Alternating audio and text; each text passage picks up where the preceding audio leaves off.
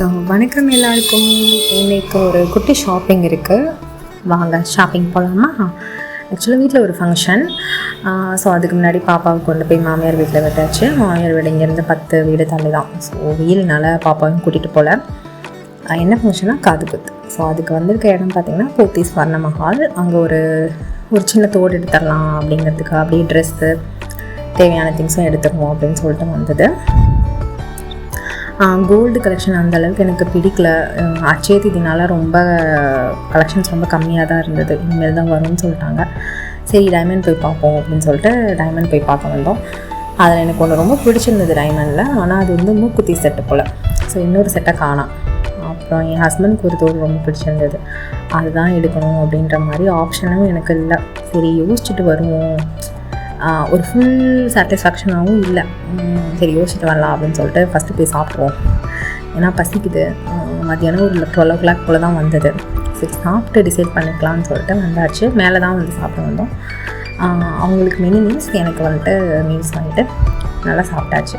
So வர அப்படின்னு வந்து மெஹந்தி போட்டுட்ருந்தாங்க. சரி நம்மளும் ஒரு மெஹந்தியை போடுவோமே, ஃபங்க்ஷன் வருது அப்படி சொல்லிட்டு கொஞ்சம் நல்லா தான் போட்டாங்க. பட் சிங்கிள் ஹேண்டு தான். நம்ம பர்ச்சேஸ் பண்ண பில் காமிச்சோம் அப்படின்னா நம்மளுக்கு ஃப்ரீயாகவே மெஹந்தி, அப்புறம் வந்து டாட்டூஸ் இருந்தது, அப்புறம் நெய் பாலிஷ் இருந்தது. நான் மெஹந்தியும் நெய் பாலிஷும் போட்டேன். சரி மறுபடியும் அங்கேயே கலெக்ஷன் வந்து அதே தோடு, என் ஹஸ்பண்ட் சொன்ன அதே தோடையே நம்ம எடுத்துப்போம் அப்படின்னு சொல்லிட்டு அதே தோடு எடுத்தாச்சு. ஏன்னா வேறு ஆப்ஷன் இல்லை. இன்னொன்று என் ஹஸ்பண்டுக்கு ரொம்ப பிடிச்சிருந்தது.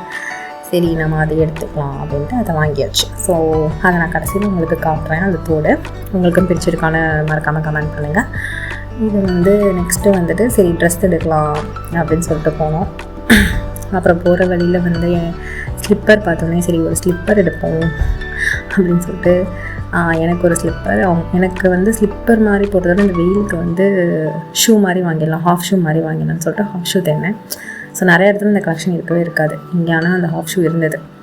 ஸோ வீட்டுக்குள்ளே போடுறதுக்கு ஒரு ஸ்லிப்பர், இல்லை வெளியில் சும்மா ரஃப் யூஸ்க்கு ஒரு ஸ்லிப்பர்னு சொல்லிட்டு ஹாஃப் ஷூ ஒன்று வாங்கியாச்சு.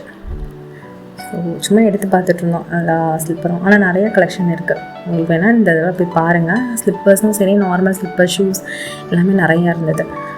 மோஸ்ட்லி நிறையா தீர்ந்துருக்கும், பட் இந்த தடவை நிறையா ஷூஸ் இருந்தது. ஸோ இதுதான் நான் எடுத்த அந்த ஹாஃப் ஷூ. ஒரு ஸ்ட்ராப் வேறு இருந்தது. மோஸ்ட்லி அந்த ஸ்ட்ராப் இல்லாமல் தான் எடுப்பேன். சரி வேறு ஆப்ஷன் இல்லைன்னு சொல்லிட்டு அதை எடுத்தாச்சு. அப்புறம் எனக்கு ஃபீடிங் கலெக்ஷன் இருக்குன்னு பார்த்தா சுத்தமாக ஃபீடிங் கலெக்ஷன் இல்லைங்க. ஒரு மாதிரி நார்மல் டைப்பு நைட்டி மாதிரி தான் இருந்தது.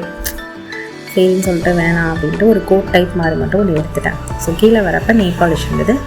அப்படியே ஒரு அந்த பில்லை காமிச்சு ஒரு நெய் பாலிஷையும் போட்டுடலாம் அப்படின்னு சொல்லிட்டு நெய் பாலிஷ் போட்டுட்டு பாப்பாவுக்கு ஒரு 3 ட்ரெஸ் எடுத்தோம். அந்த வீடியோ நான் எடுக்க மறந்துட்டேன். ஸோ பாப்பாவுக்கு வந்து ஒரு காட்டன் தான் எடுத்தோம்.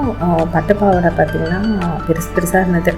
ஸோ 1 இயருக்கு கிட்டத்தட்ட அது 2000-2500 மாதிரி காட்டன்லேயே இருந்தது.